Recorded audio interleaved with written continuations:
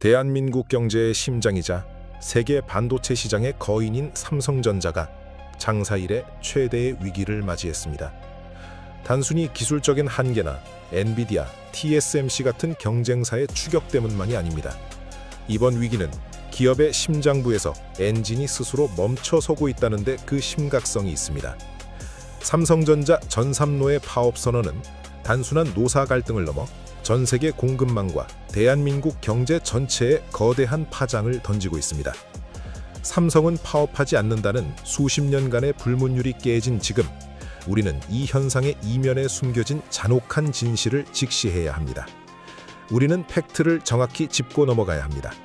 불과 얼마 전인 2023년, 삼성전자는 반도체 부문에서만 약 14.88조 원이라는 유례없는 영업 적자를 기록했습니다. 기업의 근간이 흔들리고 생존 자체가 위협받던 절체절명의 시기였습니다. 당시 삼성은 이 기록적인 적자를 감수하면서도 고용을 유지하고 미래를 위한 연구개발 실탄을 아끼지 않았습니다. 그런데 이제 막 반도체 업황이 살아나고 흑자로 돌아선 지 얼마 되지 않은 지금, 노조는 기다렸다는 듯이 역대급 임금 인상과 성과금 산정 방식의 투명화를 요구하며 라인을 멈춰 세웠습니다. 반도체 산업을 펀더멘탈 분석 관점에서 바라보는 투자자들에게 이번 파업은 더욱 이해하기 힘든 대목입니다. 반도체는 전형적인 사이클 산업입니다. 호황기에 벌어들인 수익은 곧바로 다음 세대 기술을 위한 설비 투자로 이어져야만 살아남을 수 있습니다. 반도체는 타이밍의 산업입니다. 우리가 내부 갈등으로 단 몇 시간만 라인을 멈춰도 수천억 원의 손실이 발생하며, 이는 곧바로 경쟁사들이 점유율을 뺏어갈 절호의 기회가 됩니다. 이들의 요구가 이토록 당당할 수 있는 배경에는 정치권에서 밀붙이는 노란봉투법이 있습니다. 파업으로 인해 기업에 막대한 손실이 발생해도 노동조합원 개개인에게 책임을 묻기 어렵게 만드는 이 법안은 사실상 기업의 경영권을 마비시키는 독소 조항과 같습니다. 불법 점거나 업무 방해에도 면죄부를 주는 환경에서 과연 어떤 기업이 대한민국에서 미래를 설계하려 하겠습니까? 이는 단순히 노동자의 권리 보호를 넘어 국가의 핵심 기간 산업을 스스로 무너뜨리는 자해 행위와 다름없습니다. 우리는 이미 유럽의 몰락을 통해 생산성을 앞지르는 과도한 보상 요구가 어떤 결말을 맞이하는지 보았습니다. 혁신보다 안주를, 도전보다 복지를 택했던 유럽의 강자들이 지금 어떤 처지에 놓여 있습니까? 한때 세계를 호령하던 기업들이 사라진 자리에 박물관과 관광객만 남았습니다. 지금 삼성전자 내부에서 벌어지는 일들은 과거 노키아가 몰락의 길로 접어들 때 보여주었던 징조들과 소름 끼치도록 닮아 있습니다. 반도체는 대한민국 경제의 마지막 보루입니다. 거침없이 세계를 누비던 그 역동적인 삼성이 이제는 내부 갈등이라는 족쇄에 묶여 비틀거리고 있습니다. 우리가 동경했던 유럽의 낙원이 사실은 스스로 무덤을 파는 과정이었음을 잊어서는 안 됩니다. 대한민국 경제의 엔진이 멈춰서는 순간, 우리에게는 유럽처럼 팔아먹을 조상의 유산조차 없습니다. 지금 삼성전자의 파업이 던지는 메시지는 명확합니다. 우리가 다시 한번 혁신의 엔진을 돌릴 것인가? 아니면 유럽처럼 화려했던 과거를 추억하며 박물관의 전시물로 전락할 것인가? 이 잔인한 질문에 대해 이제는 우리 사회 전체가 냉정한 답을 내놓아야 할 때입니다. 대한민국 반도체의 겨울은 기온이 낮아서 오는 것이 아니라 우리가 스스로 불을 꺼버릴 때 찾아오는 것입니다. 삼성전자의 파업이 내부적인 엔진의 정지라면 SK하이닉스를 둘러싼 외부의 압력은 대한민국 반도체라는 심장에 직접 빨대를 꽂으려는 약탈적 행위와 다름없습니다. 이 찬란한 기술의 승리 뒤에 숨겨진 추악한 이기주의와 이를 부추기는 정치적 포퓰리즘, 그리고 대한민국 산업의 근간을 흔드는 악법의 실체를 낱낱이 파헤쳐보겠습니다. 최근 SK하이닉스는 인공지능 AI 반도체의 핵심인 고대역폭 메모리 시장을 선점하며 전 세계적인 찬사를 받았고, 엔비디아의 핵심 파트너로서 독보적인 기술력을 입증하며 역대급 실적 반등을 이뤄냈습니다. 하지만 이 축배는 순식간에 독배가 되어 돌아왔습니다. 성과금의 구체적인 액수가 공개되자마자 이를 지켜보던 외부 세력들이 마치 맡겨놓은 돈이라도 있는 듯 각자의 몫을 요구하며 달려들었기 때문입니다. 가장 경악할 만한 사실은 반도체 공정이나 기술 개발과 직접적인 연관이 없는 분야에서조차 성과금 공유라는 황당한 논리를 내세우고 있다는 점입니다. 실제로 반도체 라인을 지원하는 사내 하청 및 협력사 노조들은 SK하이닉스가 기록적인 흑자를 내자 받은 성과금의 일정 비율을 직접 지급하라는 단체 행동에 나섰습니다.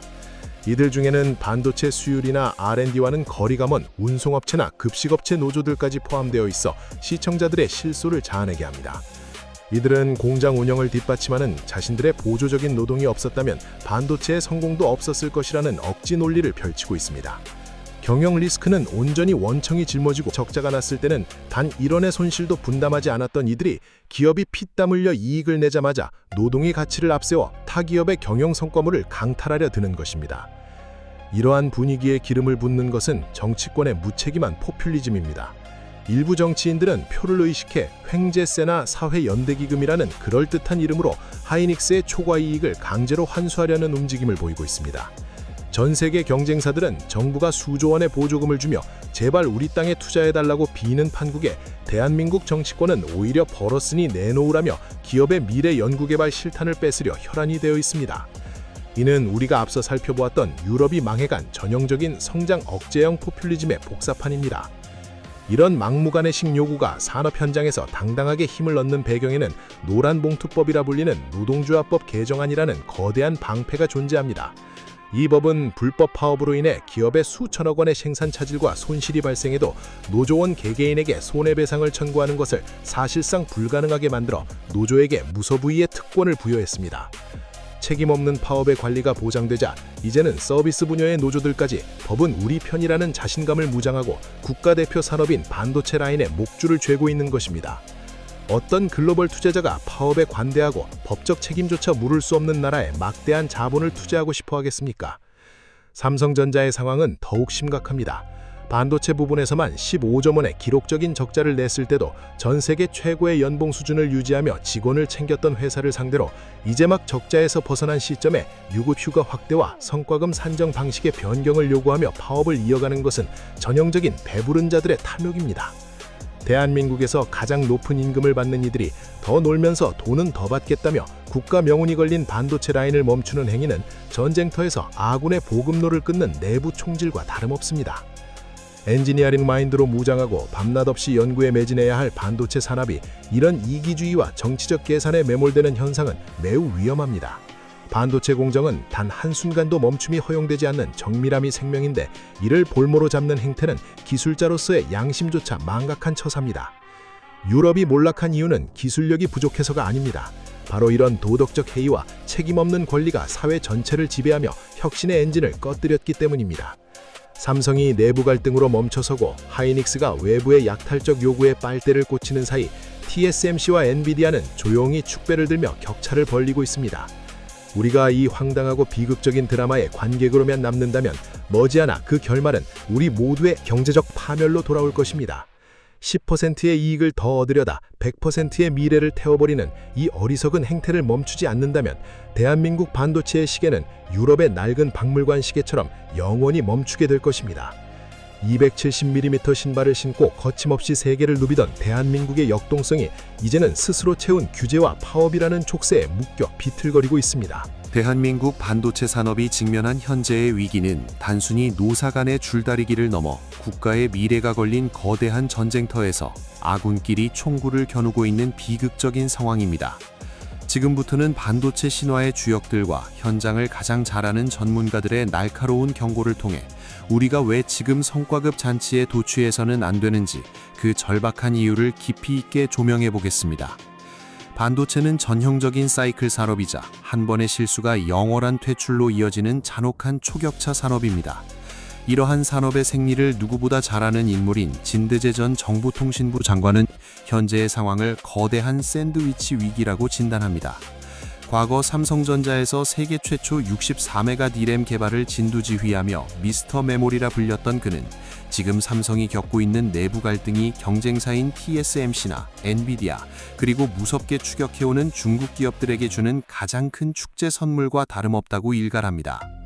기술 주도권을 한 번 뺏기면 이를 회복하는 데 10년 이상의 시간이 걸린다는 그의 경고는 과거 일본 반도체의 몰락을 현장에서 지켜본 선구자의 뼈저린 유언과도 같습니다. 우리는 불과 얼마 전인 2023년의 기억을 벌써 망각하고 있는 것은 아닌지 되돌아봐야 합니다. 당시 삼성전자 반도체 부문은 약 14.88조 원이라는 유례없는 영업적자를 기록하며 창사 이래 최대의 경영위기를 맞이했습니다. 기업의 존립 자체가 위협받던 그 절체절명의 시기에도 삼성은 미래를 향한 투자를 멈추지 않았습니다. 적자폭이 수조 원에 달하는 상황에서도 설비 투자와 연구개발 예산을 역대 최대 수준으로 집행하며 다음 세대의 기회를 준비했습니다. 반도체 산업은 불황일 때 남들보다 더 처절하게 자본을 쏟아부어야 호황기에 과실을 딸 수 있는 자본집약적 전투이기 때문입니다. 그런데 이제 막 반도체 업황이 살아나고 흑자로 돌아선 지 얼마 되지 않은 지금, 노조와 협력사들이 기다렸다는 듯이 성과급 잔치를 요구하며 라인을 볼모로 잡는 것은 기업의 생존 본능을 스스로 부정하는 행위입니다. 이러한 상황에 대해 HBM 전문가인 카이스트의 김정호 교수의 분석은 더욱 냉철합니다. 김 교수는 인공지능 시대의 핵심인 HBM 시장은 전형적인 승자 독식의 세계이며 현재의 성공은 결코 결승선이 아니라 이제 막 시작된 마라톤의 첫 바퀴일 뿐이라고 단언합니다. HBM4와 HBM5로 넘어가는 과정에서 필요한 기술적 난도는 기하급수적으로 높아지고 있으며 이를 돌파하기 위해서는 상상을 초월하는 천문학적인 연구 비용이 계속해서 투입되어야 합니다. 김 교수는 현재 거두고 있는 이익을 성과금으로 소진해버리는 것은 대한민국 반도체의 미래를 담보로 현재의 쾌락을 사는 것과 같다고 경고합니다. 지금의 수익은 성과금으로 탕진할 대상이 아니라 내일의 생존을 결정지을 미세공정 전환과 차세대 패키징 기술을 위한 생존 실탄으로 비축해야 한다는 것입니다. 전문가들이 우려하는 또 다른 지점은 성과급 요구의 불합리한 확산입니다. SK하이닉스의 HBM 성공 이후 직접적인 기술 개발과는 거리가 먼 운송업체나 급식업체 같은 서비스 분야의 협력사 노조들도 원청의 이익을 나눠달라며 빨대를 꽂으려는 행태는 상식의 범위를 벗어난 것입니다. 경영 리스크는 온전히 원청 기업이 짊어지고 15조 원의 적자가 날 때는 아무런 책임도 지지 않았던 이들이 기업이 사투 끝에 일궈낸 과실만을 탐내는 것은 시장 경제의 근간인 계약관계를 무시하는 약탈적인 행위입니다. 이러한 요구가 노란봉투법이라는 강력한 방패 뒤에서 당당하게 울려 퍼지는 현실은 대한민국을 기술 혁신의 장이 아닌 포퓰리즘의 전쟁터로 변질시키고 있습니다. 법이 불법 파업과 업무 방해에 면죄부를 주는 환경에서 어느 누가 책임감을 가지고 초격차 기술에 도전하겠습니까? 투자자 입장에서 볼 때 현재의 대한민국 반도체 기업들은 펀더멘탈이 무너지고 있는 유럽의 전철을 그대로 밟고 있는 것처럼 보입니다. 혁신의 속도보다 보상의 속도가 빨라지고 도전의 가치보다 분배의 목소리가 커진 순간부터 유럽의 제조업은 몰락의 길을 걸었습니다. 진대재전 장관과 김정호 교수가 입을 모아 경고하는 진실은 명확합니다. 기업이 내부 갈등으로 혁신의 동력을 잃는 순간 그 빈자리를 채우는 것은 상생이 아니라 경쟁국들의 차가운 비웃음뿐이라는 사실입니다. 반도체는 대한민국의 마지막 보루입니다. 이 보루가 내부의 탐욕과 정치적 계산으로 무너진다면 우리에게는 유럽처럼 팔아먹을 조상의 유산조차 남지 않을 것입니다. 270mm 신발을 신고 거침없이 세계를 누비던 그 역동적인 삼성이 내부 갈등이라는 족쇄에 묶여 제자리걸음을 하는 지금, 우리는 전문가들의 이 뼈저린 경고를 국가적 생존을 위한 최후 통첩으로 받아들여야 합니다. 지금은 샴페인을 터뜨릴 때가 아니라 다시 한번 혁신의 신발끈을 조여매고 전쟁터로 나가야 할 때입니다. 대한민국 반도체 산업이 직면한 현재의 위기는 단순히 노사 간의 심리전이나 일시적인 임금 협상의 난항을 넘어 이제는 법과 제도라는 이름의 거대한 족쇄가 혁신의 발목을 잡는 단계로 진입했습니다. 제4부에서는 우리 산업 현장을 무법천지로 만들고 있는 노란봉투법, 노동조합법 개정안의 실체와 이 법이 어떻게 국가 전략산업인 반도체의 생태계를 내부에서부터 파괴하고 있는지 파헤쳐 보겠습니다. 반도체 라인은 한 번 멈추면 복구에 천문학적인 비용과 시간이 소요되는 초정밀 공정의 집합체입니다. 이러한 산업의 특수성을 전혀 고려하지 않은 채 추진되는 노란봉투법은 사실상 기업의 경영권을 마비시키고 불법 행위에 면죄부를 주는 독소 조항으로 가득 차 있습니다. 노란봉투법의 핵심은 크게 두 가지입니다. 첫째는 사용자 정의의 확대이고 둘째는 파업으로 인한 손해배상 청구의 제한입니다. 먼저 사용자 정의의 확대는 반도체 생태계의 치명적인 혼란을 야기합니다. 현재 삼성전자와 SK하이닉스 같은 원청 기업은 수많은 협력사와 함께 생태계를 이룹니다. 그런데 이 법이 시행되면 원청 기업은 직접적인 고용관계가 없는 협력사 노조의 단체 교섭 요구에도 일일이 응해야 합니다. 최근 SK 하이닉스의 HBM 성공 이후 직접적인 반도체 공정과는 무관한 운송업체나 급식업체 노조까지 원청의 성과금을 나눠달라며 목소리를 높이는 황당한 상황이 벌어지고 있는 배경에도 이러한 법적 토양이 자리 잡고 있습니다. 2023년 삼성전자 반도체 부문이 약 14.88조 원이라는 기록적인 적자를 냈을 때 이들 중 누구도 고통을 분담하겠다고 나서지 않았습니다. 그러나 이제 막 흑자로 돌아선 결실을 보자마자 사용자의 의무를 강조하며 빨대를 꽂으려는 행태는 시장 경제의 질서를 근본적으로 무너뜨리는 행위입니다. 더욱 심각한 것은 불법 파업에 대한 손해배상 책임의 제한입니다. 파업 과정에서 발생한 기물 파손이라 라인 점거로 인해 기업이 수천억 원의 생산 차질을 입어도 노조원 개개인에게 책임을 묻기가 사실상 불가능해집니다. 이는 노조에게 책임 없는 권력을 쥐어주는 것과 같습니다. 엔지니어링 관점에서 볼 때 반도체 팹은 단 몇 분의 전력 차질이나 가스 공급 중단만으로도 해당 웨이퍼 전체를 폐기해야 하는 극도로 예민한 공간입니다. 이러한 설비를 볼모로 잡고 파업을 벌여도 법적 책임을 지지 않는 세상에서 과연 어떤 경영진이 소신 있게 초격차 투자를 결정할 수 있겠습니까? 투자자의 시각에서도 이러한 노동 리스크는 기업 가치를 깎아먹는 가장 큰 불확실성 요인입니다. 기업의 펀더멘탈은 기술력에서 나오지만 그 기술을 구현할 현장이 법적 보호를 받지 못하는 무법지대가 된다면 자본은 미련 없이 떠나갈 것입니다. 우리는 이미 유럽의 제조업이 어떻게 몰락했는지 그 과정을 생생히 목격했습니다. 혁신보다 복지를, 책임보다 권리를 우선시하는 법안들이 쏟아져 나오면서 유럽의 강자들은 하나둘 경쟁력을 잃어갔습니다. 한때 세계 휴대폰 시장을 호령하던 노키아와 제조업의 상징이던 독일 기업들이 겪고 있는 쇠퇴는 남의 일이 아닙니다. 규제가 혁신을 삼키고 법이 파업의 방패가 되었을 때 남는 것은 박물관의 대륙이라는 슬픈 훈장뿐입니다. 진대재 전 장관과 김정호 교수가 입을 모아 경고하는 골든타임의 상실은 바로 이러한 제도적 족쇄 때문에 가속화되고 있습니다.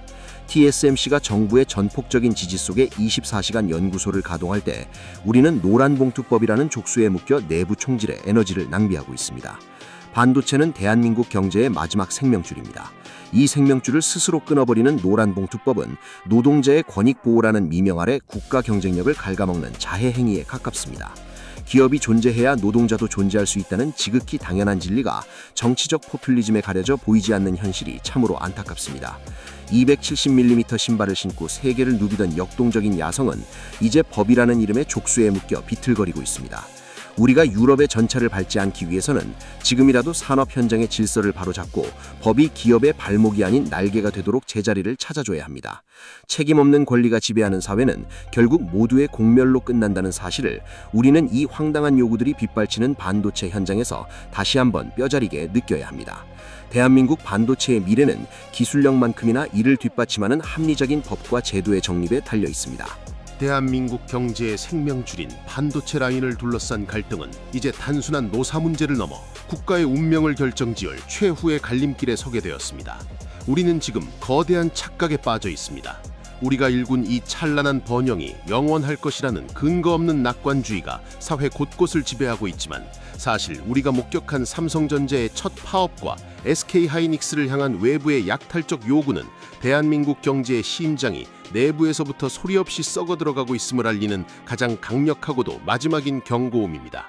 전 세계 반도체 전터에서 엔비디아와 TSMC가 매일같이 승전보를 울리며 격차를 벌려나가는 동안 정작 대한민국은 스스로 채운 규제와 갈등이라는 족쇄에 묶여 자해 행위를 반복하고 있는 현실은 참으로 비극적입니다. 40대 공학도 출신 직장인이자 시장의 흐름을 읽는 투자자의 시각에서 볼 때 현재의 상황은 단순한 임금 협상의 난항이 아니라 대한민국 반도체 펀더멘탈 자체가 흔들리는 위기입니다. 우리가 잊지 말아야 할 냉정한 사실은 대한민국이 미국이나 유럽과는 처지가 완전히 다르다는 점입니다. 우리는 달러나 유로를 찍어낼 수 있는 기축통화국이 아닙니다. 부존자원 하나 없이 오직 사람의 머리와 제조업의 팔다리로 먹고 사는 나라이기에 우리의 유일한 생존 전략은 남들보다 한 발 앞선 기술력과 압도적인 생산성뿐이었습니다. 유럽은 설령 경제가 쇠락하더라도 조상이 남긴 찬란한 박물관과 천혜의 관광자원으로 연명할 수 있는 유산이 있지만 대한민국에서 반도체 공장이 멈추는 것은 곧 국가 파산과 직결되는 문제입니다. 생산성을 무시한 채 쏟아지는 과도한 보상 요구와 불법 파업에 사실상 면죄부를 주는 노란봉투법 같은 제도적 장치들은 기축통화국들이 누리는 사치스러운 복지 모델을 무분별하게 흉내내다 결국 파국으로 치닫는 고속도로를 까는 것과 다름없습니다.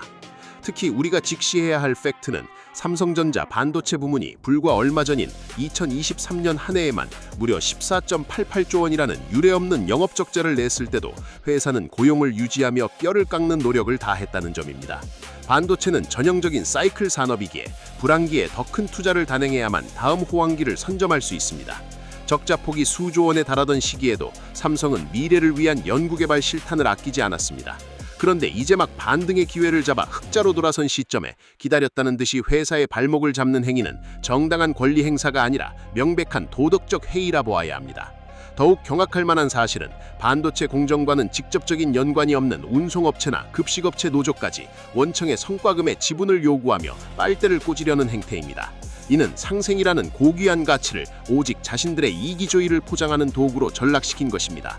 리스크는 전혀 공유하지 않은 채 오직 타인의 결실만을 탐하는 이러한 약탈적 요구가 만연해진다면 대한민국에서 어떤 기업이 혁신의 의지를 불태우겠습니까? 10%의 이익을 더 들여다 100%의 미래를 통째로 태워버리는 이 어리석은 투쟁의 끝에는 우리 모두의 공멸만이 기다리고 있을 뿐입니다. 전문가들의 경고는 더욱 서늘합니다. 삼성전자 사장 출신으로 반도체 신화를 일궈낸 진대재 전 장관은 현재의 상황을 거대한 샌드위치 위기라고 진단했습니다. 대한민국 반도체의 미래를 팔아치우는 것과 같다고 단언합니다. 인공지능 시대의 주도권은 천문학적인 자본력과 속도에서 나오는데 지금의 수익을 R&D 실탄으로 비축하지 않고 당장의 보상으로 탕진한다면 HBM4, HBM5로 이어지는 차세대 전쟁에서 우리는 단숨에 도태될 것입니다.